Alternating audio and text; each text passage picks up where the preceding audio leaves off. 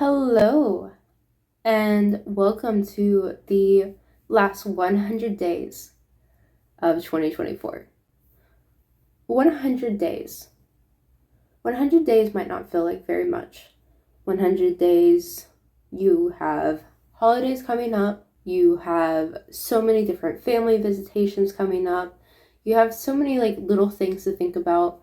I know that you are probably getting bombarded with already thinking, okay, it's almost October, it's almost Halloween, which means that it's almost Christmas. Oh no, where did the year go? However, I really want to emphasize that 100 days is actually a lot of time remaining. Think back to January, when you first made your New Year's resolutions. I typically do not follow through with New Year's resolutions. I think that it's about 2 weeks on average before most New Year's resolutions fail, and most do not see it to the end of February. If that's you, you are absolutely not alone. Almost every single year, I fall into that category. And most resolutions fail because we are overly ambitious. We keep thinking that, hey, all of these things that I have not been doing for the past few years, all of my habits, I'm just going to suddenly fix that because it's the first of the year. And even though that's great, you have a lot of ambition when you first start that. You're just like, okay, I said that I was going to make my bed. I'm going to start making my bed. I said I'm going to wake up early. I'm going to start doing it. And it's easy because it's new and it's exciting. However, keeping that up, not so much, because you're going to fall back to the same routines. You're not used to that. You do not have the pattern set for this being a sustainable habit. So what does that have to do with there being 100 days left in this year? A lot, actually. So with 100 days left in the year, I actually would really implore you to start looking at what you want to get done for next year and what goals you might have for this year that you haven't done and you would think it would be nice to be done, but I don't know when I'm going to fit in this time. One of my favorite quotes is by Antoine de Saint-Exupéry, and he says, "A goal without a plan is just a wish." When I really started getting into organizing my goals, I used to be somebody who was like, one day I'm going to write a book. One day I'm going to leave this job. One day I'm going to move to another state. I had all of these things that were just on my one day thing. It wasn't until I took a class at one of my former jobs where we really started to look at this quote that basically says, if you are not taking action steps, then it will forever stay a dream. So what I would encourage you all to do is to look at these goals that you have and to write them down. You can start small. You can just have a single thing that you want to get done, such as going on that trip before the end of the year. Okay, do you have time that you can take off work to do so? You want to be early on the Christmas shopping or holiday shopping, whichever you celebrate and however you give gifts during the season. When are you going to start doing that? Do you have a budget in place? Write down. So let's go with that example. The first step that you really need to do is you need to write down your budget. You need to figure out, okay, where is this money going to come from in order to get the presents that I want to? Who do I need to get presents for? And when am I going to go? And then you're going to mark that down in your calendar for, okay, I'm going to go on this day to this store to go look for presents, or I'm going to spend this time block, no matter what, non-negotiable, this is my time to go shopping online and or in person. And when you do that, when you start writing down this, it's no longer a one day thing. It is on this day, I'm sitting down, I'm looking at my budget.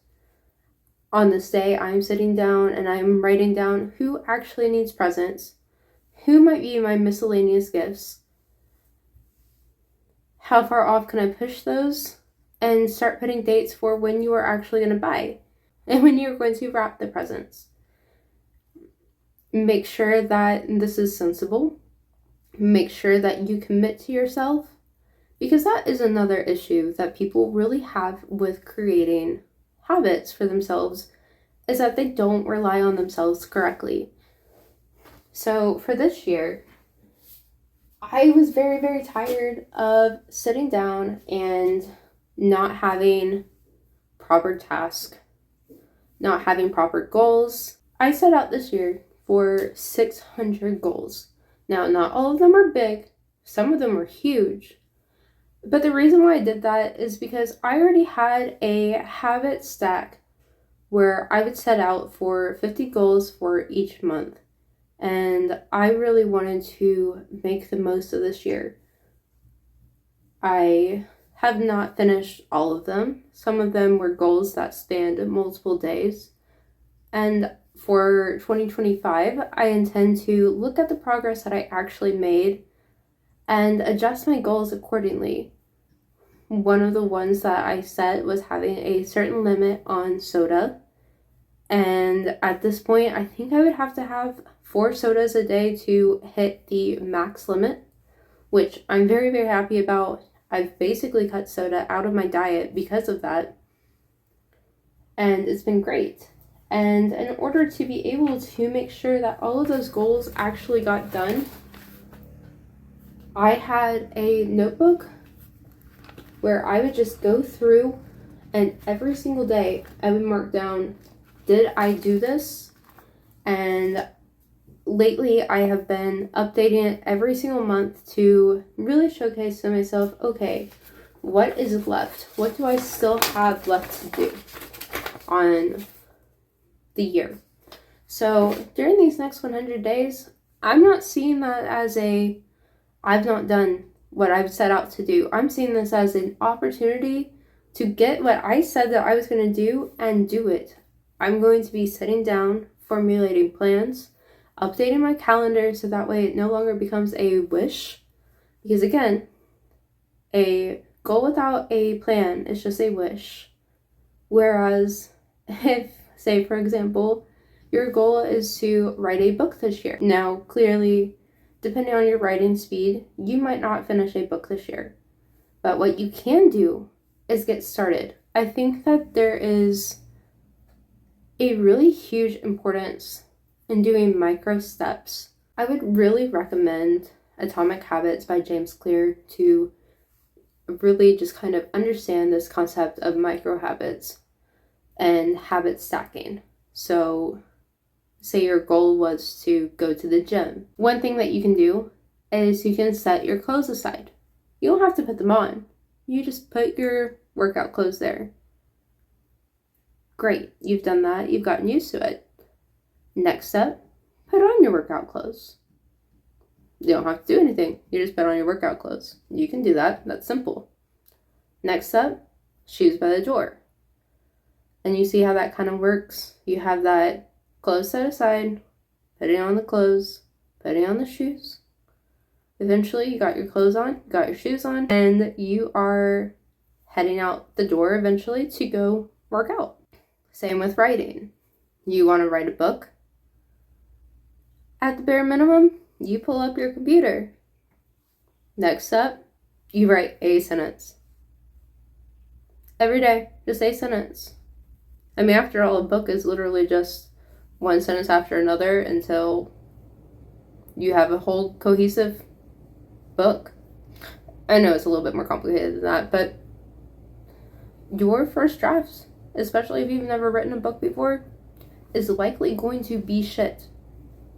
That's the reality of it. And keeping that in mind, that you are just building a habit of getting used to writing, then you can absolutely sit down at a computer and say, The quick brown fox jumped over the lazy dog. Great, that's a sentence. Or you could spend a really long time writing the word the, like SpongeBob does. Either way, that's one word. So, the. So, I would really, really encourage you to look at these 100 days and say, okay, at the beginning of the year, I wanted to do this and I wanted to do this. Instead of looking at it as I've already wasted this year, look at it as why did I not do the things that I told myself that I was going to do? What habits do I need to instill in order to be the type of person who does the things that were on my New Year's resolution? What actionable steps can I do? When can I do those steps?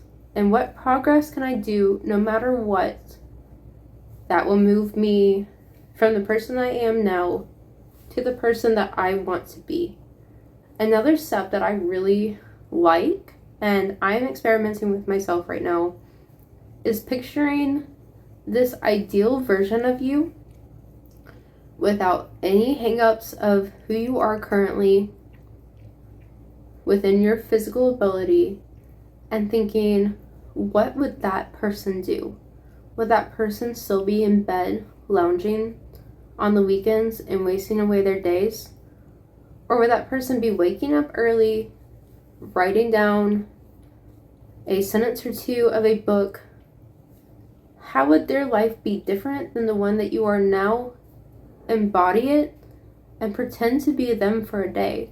Because the more that you pretend to be this ideal version of yourself, eventually that ideal version of yourself will become who you are as a person.